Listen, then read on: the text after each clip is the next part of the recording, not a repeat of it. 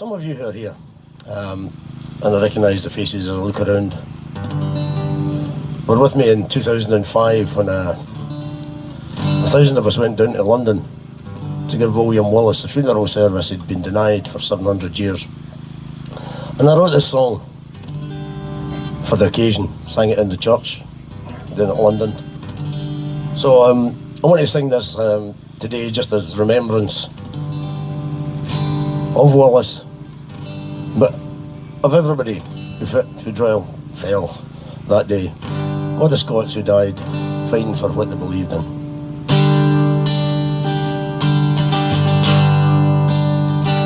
I did not close my eyes for the last time under Caledonian skies, with my good friends gathered all around me to say their last goodbyes.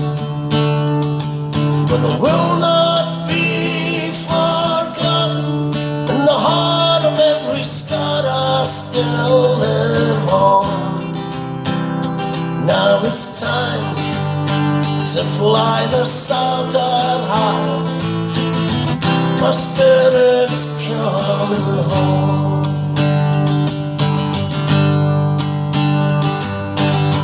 They tore apart my body so I could not rise on Judgment Day.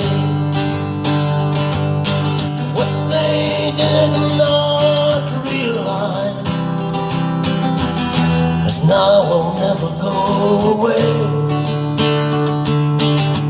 I'm coming back to the land I love, to the people I hold dear,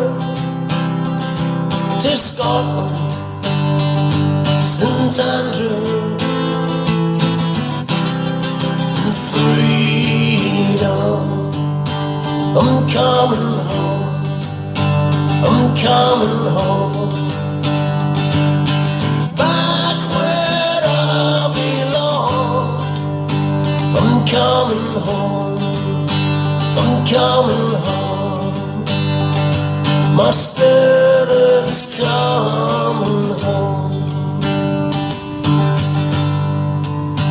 Now I'm returning after all this time to Caledonian skies, to the country I died for, so that our nation could survive. Once again to stand beside the people I hold dear, for Scotland, St Andrew, and freedom. I'm coming home, I'm coming home, back where I belong. I'm coming home, I'm coming home, my spirit's coming home, to Scotland, St Andrew, and freedom. Back to Scotland, St Andrew, and freedom.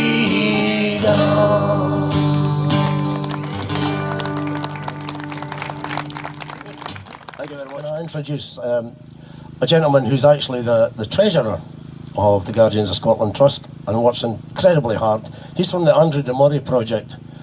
We have regular meetings for the Guardians Trust in Stirling. John travels down to Inverness for these meetings.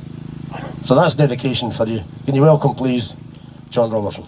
I'm delighted to be here again to represent the Andrew de Murray project, which is based in the Black Isle. The project was started many years ago to raise awareness of Andrew de Murray and his family and the role they played in the Scottish Wars of Independence. There are many well-kent faces here who probably know more about de Murray than I do. and it's great to see many folk new to this commemoration. You're very welcome. Over the past 10 years, we have made progress in raising awareness through our annual gathering on the Black Isle at Och, from where we marched to the site of Ormond Castle, where Murray raised his standard to create a North Rising against the stranglehold that England held over the whole of Scotland. This awareness has been enhanced by this annual gathering to commemorate the Battle of Stirling Bridge in 1297. Thanks must go to the Society of William Wallace and Ted Christopher for the creation and continuance of this event. In more recent times, as Ted said, the Guardians of Scotland Trust have really widened awareness through our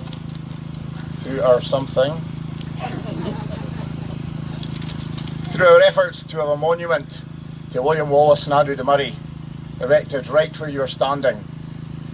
Both Ted and I, as Ted have said, are trustees of this trust. It's fair to say that this is taking much longer than was anticipated, for various reasons that I can't go into today. Never heard that. However, our determination to get this done continues undiminished. It will happen. In 1297, Andrew de Murray, his father and uncle were captured, taken south and imprisoned in an English jail, with their lands stolen by the occupying English army. As with all invasions, however, Scots gradually began to rebel against the English occupying force, who were controlling Scotland with a vice-like grip. Minor disturbances began to escalate into more serious demonstrations, and before too long, Scots began to organise in revolt. In the south, an alliance between Sir William Douglas and the Bishop of Glasgow was stoking the embers of rebellion. These embers were fanned into flames by William Wallace. And as Wallace was gathering an army in the south, word reached a young Andrew de Murray held in an English jail. Somehow he managed to escape and headed north to reclaim his family lands and raise a northern army to drive out the English oppressors. The spark had been lit. From all over the north and along the Murray coast, large numbers were gathering at Ormond Castle in Och to support the uprising. Murray arrived home and raised his standard. Over the weeks, his army continued to grow, and although poorly equipped, he began to attack English garrisons in the north, so successfully that the then Guardian of Murray, Sir Reginald de Chain, dispatched an appeal to King Edward for help. An army was assembled, led by Scots under Edward's control, to deal with the North Rising. They marched to Inverness Castle, which was still under English control. By now, though, Murray's army was marching east, attacking and destroying English-held castles as it went, with numbers swelling all the time. It seems the Scots-led English army had no enthusiasm to engage with Murray, probably wisely. 6 short weeks after raising the standard, Murray's army had joined forces with Wallace's army and looked down from Abbey Craig, just behind here, at an English force, well equipped and having a fearsome array of knights on heavy horses. It is said that a charge of heavy horse made the ground shake beneath your feet. Murray and Wallace, who were joint commanders at the battle, had done their homework and had no intention in letting the English army play to their strengths. I expect everyone here is aware of what happened on that day, and Ted has already touched on that. Superior tactics isolated half of the English army on the far side of the river, unable to cross. Victory was swift and bloody. Victory was not without cost, however. Andrew de Murray was fatally wounded during the fierce fighting and died from his wounds, probably a few weeks later. His death had denied him his place in history as one of Scotland's greatest heroes, and to this day there is no memorial to Andrew de Murray anywhere in the world. I think that's a disgrace. Through the work of Guardians of Scotland Trust, supported by the Andrew de Murray Project and the Society of William Wallace, we seek to remedy this. Thank you. At this point, I would like to ask anybody who's got any flowers to lay in remembrance if they would come forward and lay them at the flagpole here, please.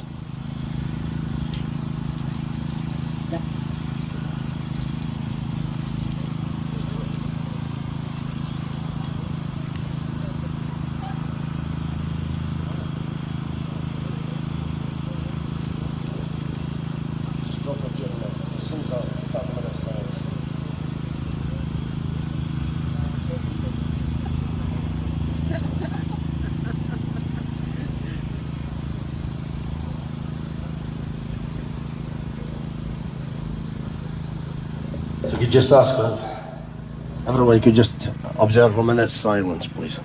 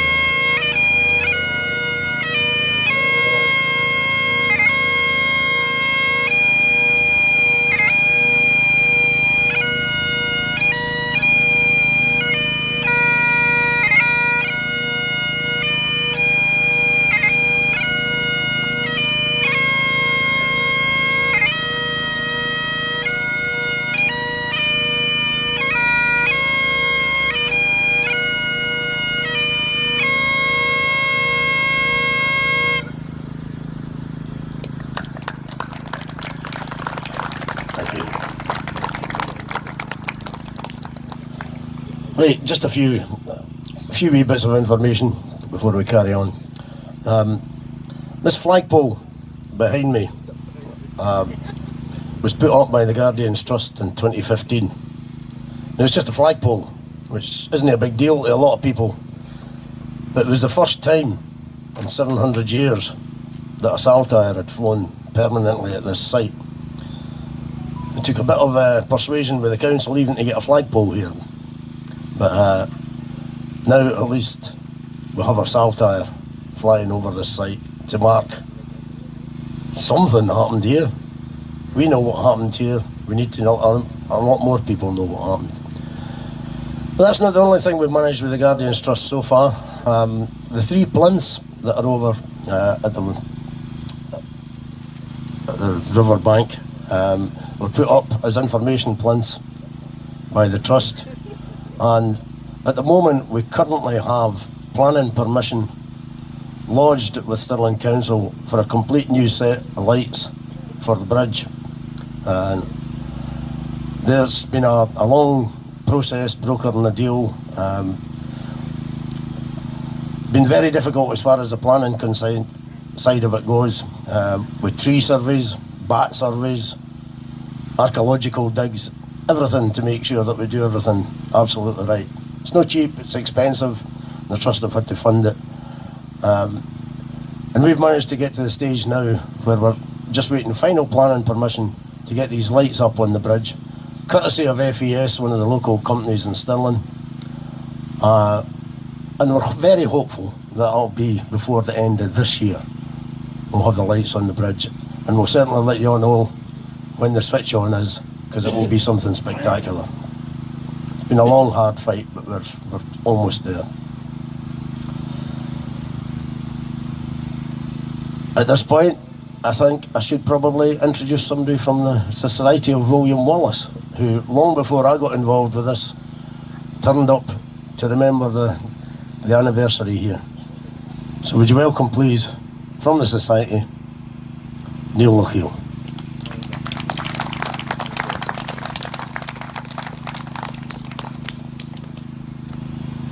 So what does Stirling Bridge mean to you? I'd like to explain what it means to me, but first, I want to go back 1 year from the battle. In 1296, Scotland was on the brink of being English. Indeed, Longshanks thought it already was. He had humiliated King John Balliol at Brechin with the infamous Tomb Tabard incident. He had stolen the Stone of Destiny from Scone. He had looted Scotland's honours and its invaluable historical archives, the latter of which we were never to see again. He had viciously slaughtered the people of Berwick. The Ragman Roll had been signed by Scottish nobles. Confrontations were won embarrassingly easily by the English. And English troops were stationed all over the country. Scots were subjugated. It was dire. Scotland was a nation in the process of being wiped off the map, past, present and future.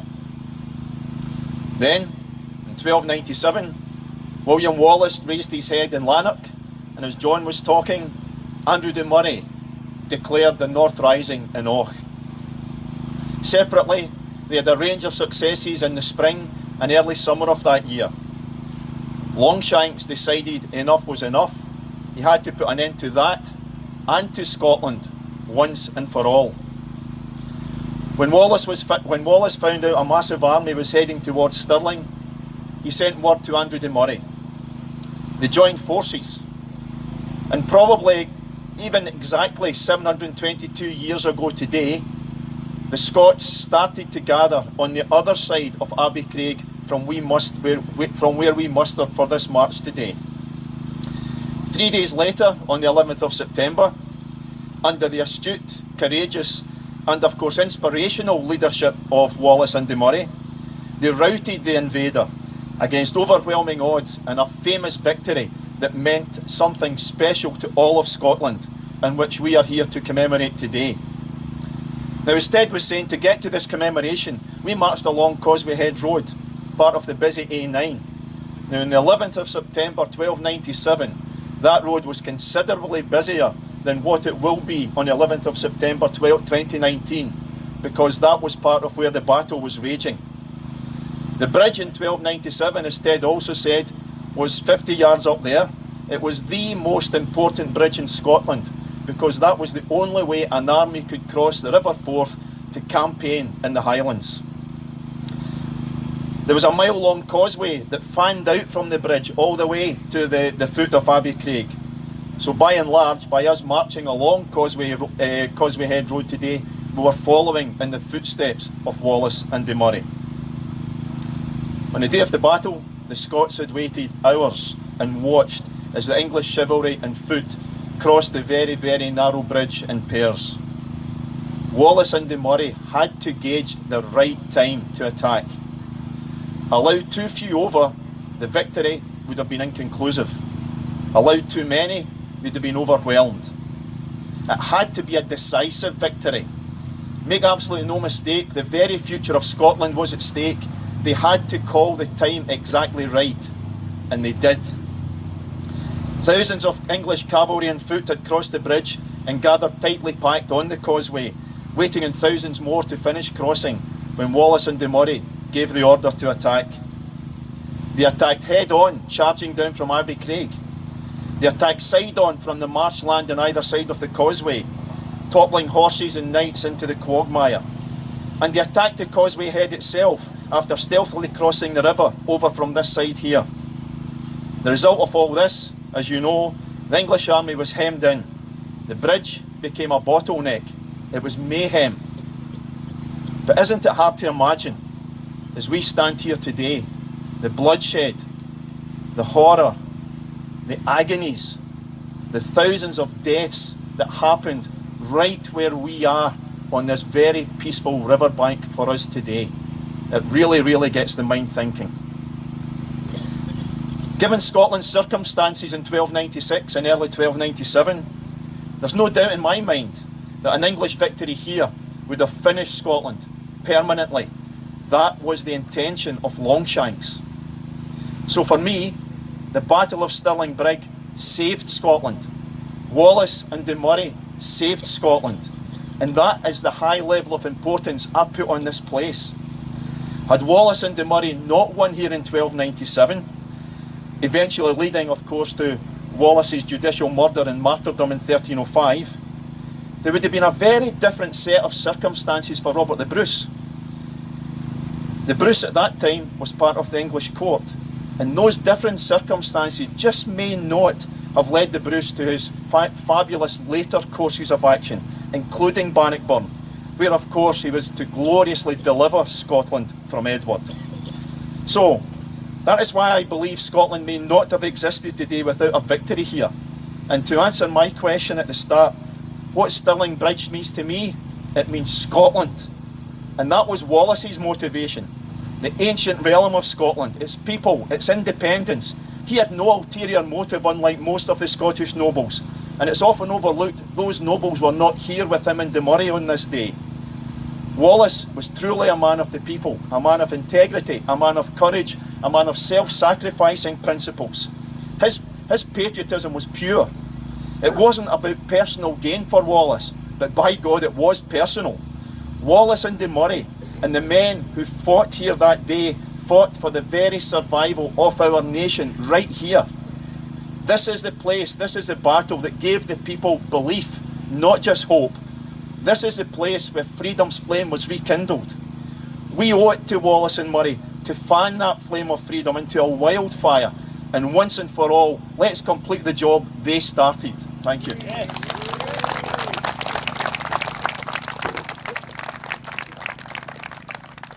It'd be nice if we could finish off with everybody singing. Swahili Wallace bled, Scots Wambus is after lead.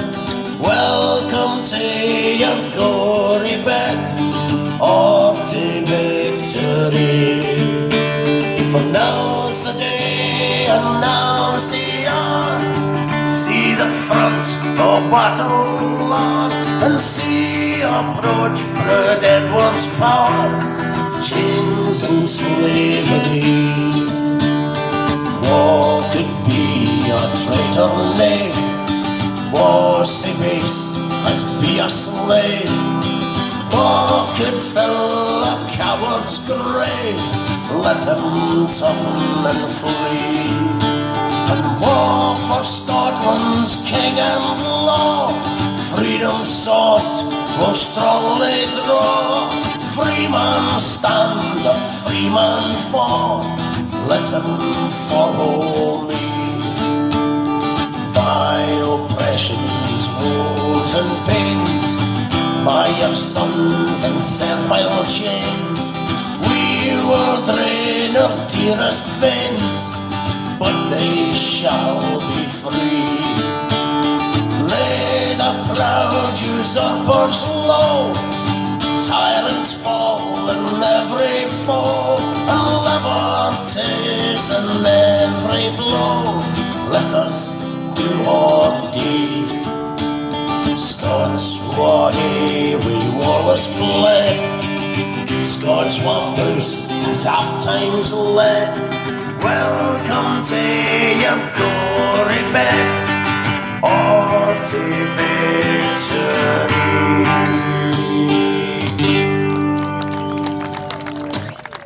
Thank you very much.